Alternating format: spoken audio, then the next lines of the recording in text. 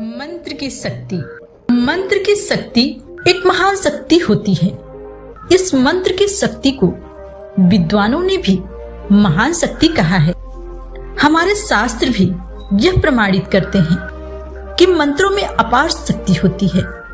मंत्रों के बल पर हम हर असंभव को संभव बना सकते हैं। इन मंत्रों में छोटे छोटे तरंगों की वैज्ञानिक शक्तियां छिपी होती हैं, जिसको जप करने वाला स्वयं महसूस करता है।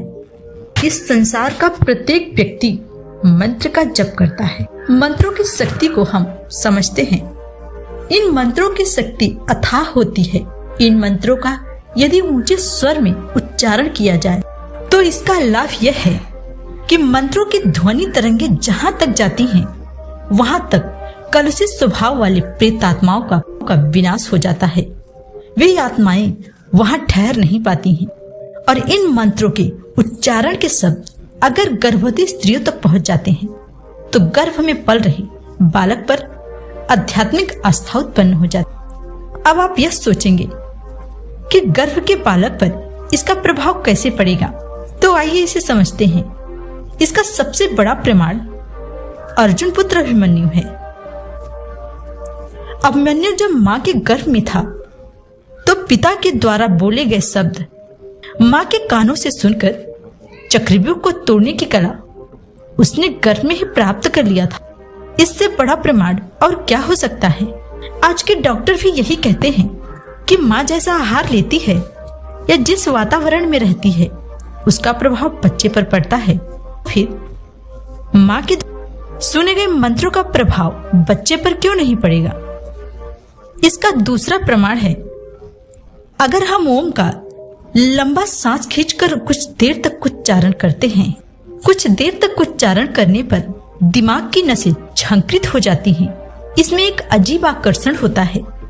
इन बातों को प्रमाणित करने की भी आवश्यकता नहीं है, बल्कि व्यक्ति इसे आजमा सकता है। मंत्रों में सबसे विशाल और मृत संजीवनी मंत्र है महामृत्युंजय मंत्र। ये महामृत्युंजय मंत्र को किसने सिद्ध किया था या इसकी रचना किसने की? शुक्राचार्य जी राक्षसों के गुरु हैं। महामृत्युंजय मंत्र को जप करके शुक्राचार्य जी ने इसे सिद्ध किया था। इसी मंत्र का अनुष्ठान करके इन्होंने देवासुर संग्राम में देवताओं द्वारा मारे गए असुरों को जीवित किया था। महामृत्युंजय मंत्र को मृत संजीवनी मंत्र भी कहा जाता है।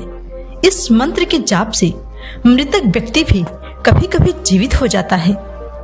इन मंत्र में इतनी अपार शक्ति होती है कि इससे अनिष्टकारी बाधाओं को दूर किया जा सकता है।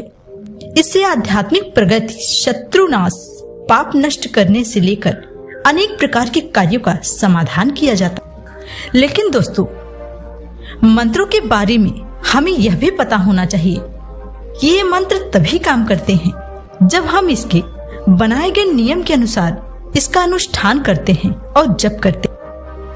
हमारे शास्त्र भी यही कहते हैं। मंत्रों को पूरी श्रद्धा, विश्वास और भक्ति के साथ जप करना चाहिए।